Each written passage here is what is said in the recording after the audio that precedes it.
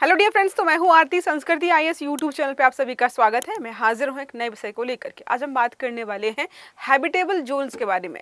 तो नासा ने एक ऐसा टेलीस्कोप या सुपर टेलीस्कोप बनाने की बात कही है जो भविष्य में भेजा जाएगा और वो बहुत महत्वपूर्ण काम करने वाला है। देखो, उस टेलीस्कोप से रिलेटेड जो चीजें महत्वपूर्ण है, पहली बात तो उन्होंने बोला कि हम सुपर टेलीस्कोप के साथ अंतरिक्ष यात्री मतलब जो एस्ट्रोनॉट्स होते हैं उनको रिप्लेस करके रोबोट्स भेजेंगे, जो कि कभी भी टेलीस्कोप में कोई भी इशू होगा उसको फिक्स करना होगा, सर्विस करनी होगी तो रोबोट ही करने वाले हैं। तो मतलब रोबोट्स फिक्स करेंगे टेलीस्कोप को, और टेलीस्कोप खोजने वाला है किनको? एलियंस को खोजने का काम करेगा।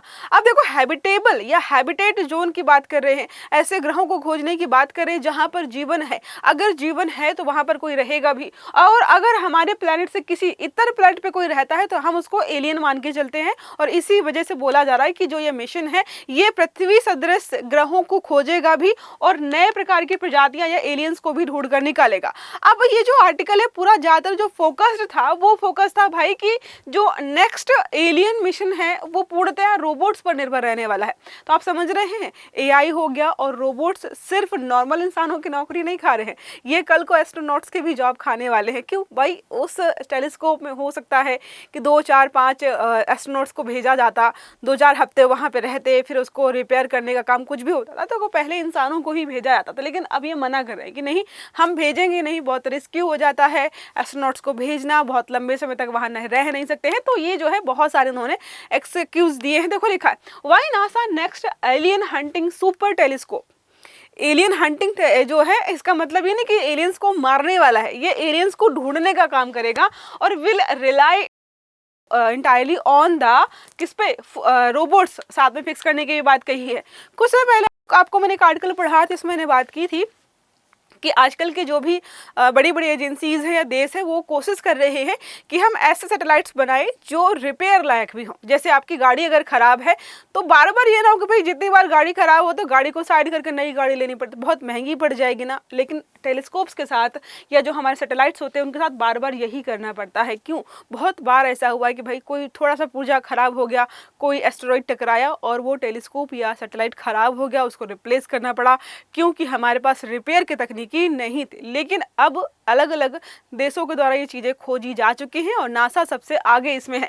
अब देखो, बात करते हैं जो ये सैटेलाइट सुपर सैटेलाइट भेजा जाएगा या सुपर टेलीस्कोप भेजा जाएगा वो कहाँ पर? तो ये L2 पॉइंट पर रहने वाला है जो पृथ्वी से लगभग जो है 1.5 मिलियन किलोमीटर दूर है।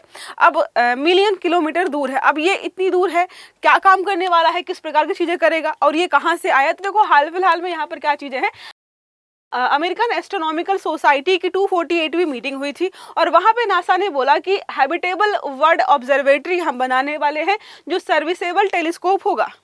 सर्विसेबल टेलीस्कोप मतलब हम ऐसा हैबिटेट बनाएंगे जो कि सर्विस के लायक होगा, ठीक करेंगे उसको, आवश्यकता पड़ने पर ठीक करेंगे तो खर्च कम हो जाएगा, नया हर बार हमको यहाँ पर नहीं ढूंढना पड़ेगा।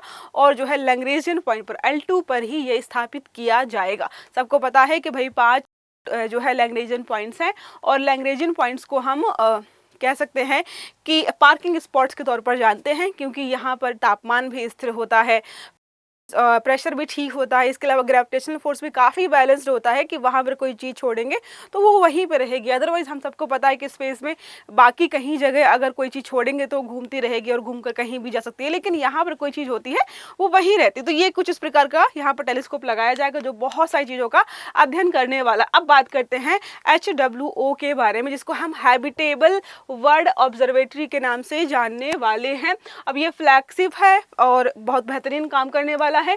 ये क्या करेगा? यह सूर्य के चारों ओर जो भी ग्रह हैं उसमें से कुछ में ही जीवन है, इसे पृथ्वी के तौर पर हम जानते हैं। तो ये बोल रहे कि भाई पृथ्वी जैसे ग्रहों की खोज करेंगे और ऐसी ग्रहों की खोज करेंगे जो जीवन के लिए उत्तरदायी होती हैं।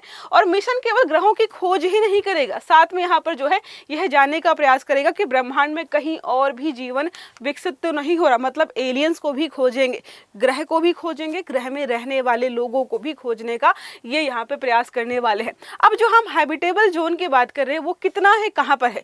हम अगर अपने सोलर सिस्टम के बारे में बात करें तो लगभग यहाँ जो ये ब्लू कलर दिखाई दे रहा है, यहाँ से लेकर के ये जो पूरा है ये हैबिटेबल जोन के तौर पर देखा जाता है कि भाई यहाँ पर जितने भी ग्रह उपग्रह हैं छोटे बड़े, उनमें जीवन की संभावना है, क्योंकि इसको हम गोल्डीलॉक जोन के नाम से जानते हैं।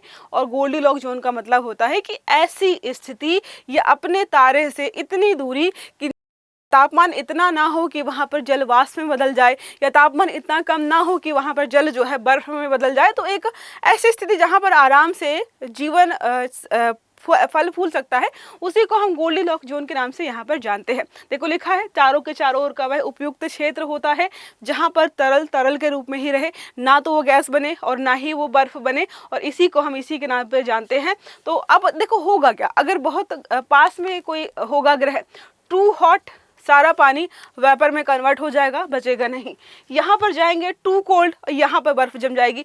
आप देखिएगा कि इस जोन के इधर जितने भी ग्रह हैं यहाँ पर पानी नहीं होगा। यहाँ पर जाएंगे तो मैक्सिमम जो ग्रह हमारे हैं वो बर्फ के टुकड़ों से जो है बने हुए हैं, बर्फ के टुकड़े हैं, पहाड़ हैं, चट्टानें हैं, ये सारी चीज़ें आपको देखने को मिल जाएंगी। अब बात करते हैं यहाँ पर कि क्या इसके पहले भी कुछ इस प्रकार के टेलीस्कोप्स भेजे गए हैं। जी हाँ, जैसे आपने हबल का नाम सुना होगा, जेम्स वेब का नाम सुना होगा, लेकिन ये थोड़े से अलग प्रकार के हैं, कुछ अलग मुद्दों पर ये काम कर रहे हैं। जैसे बात करते हैं तो हबल का जो मुख्य काम है वो विजुअल लाइट पर काम करता है। दूसरा जो जेम्स वेब है ये इंफ्रारेड पर काम करता है। इंफ्रारेड का मतलब है कि प्रारंभिक ब्रह्मांड और दूरस्थ आकाश गंगाओं में कहाँ पर क्या हो रहा है ये कैप्चर करके जो है जानकारी हमें प्रदान करता है।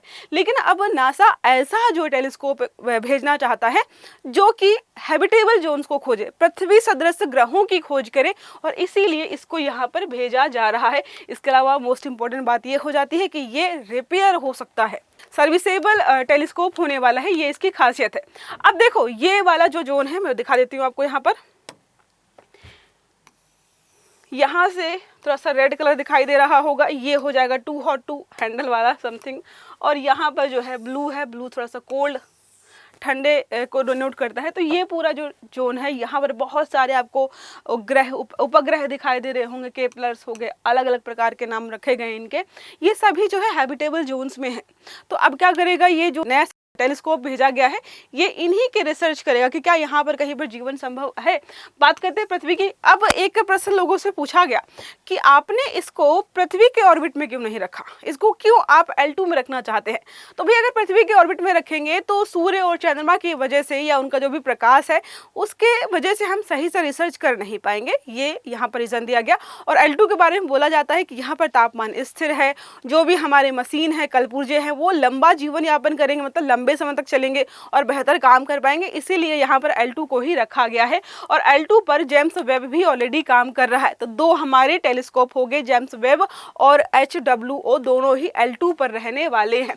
ये देखो यहाँ पर है अर्थ हो गया, ये मून है, और यहाँ पर इतनी दूरी के आसपास आपको दिखाई देगा, और 150 मिलियन किलोमीटर पृथ्वी से क्या है, सूर्य है। समझ रहे हैं आप यहाँ पर। अब बात कर लेते हैं इसके बारे में। तो सर्विसेबल है ये हमने ऑलरेडी समझ लिया है। तो अगर भविष्य में कभी भी इस पर कोई खराबी हो तो हमें इसको बदलना ना पड़े, ये रिपेयर हो जाएगा, ये यहाँ पर बेहतर रहने वाला है। इससे क्या होगा, इसकी लाइफ बढ़ जाएगी, वही हमने ऑलरेडी पढ़ रखा है। सर्विसेबल टेलीस्कोप के लाभ क्या होते हैं, तो पहली बात तो है कि मिशन की आयु बढ़ जाएगी, और ये हमने ऑलरेडी पास्ट में देखा भी है। दूसरा है कि नए वैज्ञानिक उपकरण लगाने से अच्छा है कि उसको हम ठीक कर लें, मिशन की लागत भी कम हो जाती है। अब वैज्ञानिक को खोजें लगातार बेहतर हो सकते हैं, ये सारे लाभ हमें यहाँ पर देखने को मिलेंगे। तो ये तीनों टेलीस्कोप हमारे हो गए जो अभी तक के हो चुके हैं। बात करते हैं कि सैटेलाइट्स को फिक्स कैसे किया जाता है, सर्विस की कैसे आती है। देखो पहले होता है कि हमें ढूंढनी है खोज, तो स्पेस साइंटिस्ट पहले क्या करते हैं, कमियां ढूंढते हैं कि एरर्स कहाँ पर है। एरर मिल जाने के बाद यहाँ पर माल फंक्शंस जो भी सैटेलाइट्स होते हैं उनको ढूंढ के निकाला जाता है। तीसरा होता है कि जो रोबोटिक आर्म्स होते हैं वो पकड़ के लाते हैं कि चलो ये सैटेलाइट है, इसको ठीक करना है, उसको ग्रैब करते हैं, ठीक है, मतलब पकड़ते हैं। फिर यहाँ पर क्या है, पिन पॉइंट्स द तो जो भी गड़बड़ होती है उसको देख रहे हैं, फिर रोबोटिक आर्म निकलता है, चीज़ों को फिक्स करता है, फिर सैटेलाइट को उसके ऑर्बिट में दोबारा भेज दिया जाता है और जैसे पहले काम कर रहा था वो आराम से काम करना शुरू कर देता है। दूसरा जो यहाँ पर है मोस्ट इंपॉर्टेंट पॉइंट इन्होंने बोला है कि HWO जो हमारा है ये गामा रेज डिटेक्शन पर भी काम करेगा।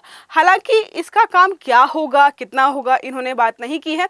अगर आपसे कोई प्रश्न पूछे यूपीएससी हो या किसी अन्य अदर एग्जाम में और ऑप्शन दे कि यहाँ पर WMO गामा रेज डिटेक्शन पर भी काम करेगा, तो आपको टिक करके आना है, क्योंकि इन्होंने यहाँ पर बोला है। बाकी क्या क्या चीज़ें हैं ये नहीं डिस्कस किया गया है। अब गामा रेज के बारे में बात कर लेते हैं। बहुत सारी रेज हमारी है, जैसे रेडियो है, माइक्रोवेव है, इंफ्रारेड है, विजिबल हो गया, अल्ट्रावायलेट, एक्सरे हो गया। सबसे लास्ट में आपको गामा रेज यहाँ पर दिखाई देंगे। तो क्या है यहाँ पर देखो, वेवलेंथ के हिसाब से कंपेयर करते हैं तो जो स्टार्टिंग की है इनमें लॉन्गर वेवलेंथ है, जो है लोअर फ्रिक्वेंसी हो जाएगी और साथ में लोअर एनर्जी होगी। दूसरा हम बात करते हैं गामा रेज के बारे में, तो शॉर्टर वेवलेंथ होने के साथ साथ हायर फ्रिक्वेंसी और हायर एनर्जी हमें देखने को मिलेगी। हमने क्या कहा स्टार्टिंग में, हम खोज रहे हैं पृथ्वी सदस्य ग्रहों की, तो जब ग्रहों को खोजेंगे तो हमें वहाँ पर रहने वाले लोग भी मिल जाएंगे, एलियंस की खोज भी यहाँ पर हो जाएगी, जिसको लेकर के ज़्यादा नासा ही काम कर रहा है। बाकी अब भारत के बारे में देखेंगे तो शायद मुझे लगता नहीं कि भारत एलियंस को खोजने का प्रयास कर रहा है। अब एक प्रश्न हमारा है, नासा का हैबिटेबल वर्ल्ड ऑब्जर्वेटरी मुख्य रूप से किस उद्देश्य के लिए विकसित किया जा रहा है? पहला विकल्प है चंद्रमा पर मानव बस्ती स्थापित करने के लिए, दूसरा है पृथ्वी जैसे रहने योग्य ग्रह अर्थ लाइक प्लैनेट्स की खोज के लिए, तीसरा है मंगल ग्रह पर खनिजों की खोज के लिए और चौथा और आखिरी है अंतरिक्ष पर्यटन को बढ़ावा देने के लिए। सही आंसर आपको देना है कमेंट बॉक्स में। आई होप ये आर्टिकल आपको समझ में आया होगा। अगर वीडियो अच्छा लगा है तो लाइक करना है, चैनल को सब्सक्राइब करना है ताकि इस प्रकार के सभी आर्टिकल्स आपको समय पर मिलते हैं। तो अच्छे से पढ़िएगा। Have a good day. Thank you.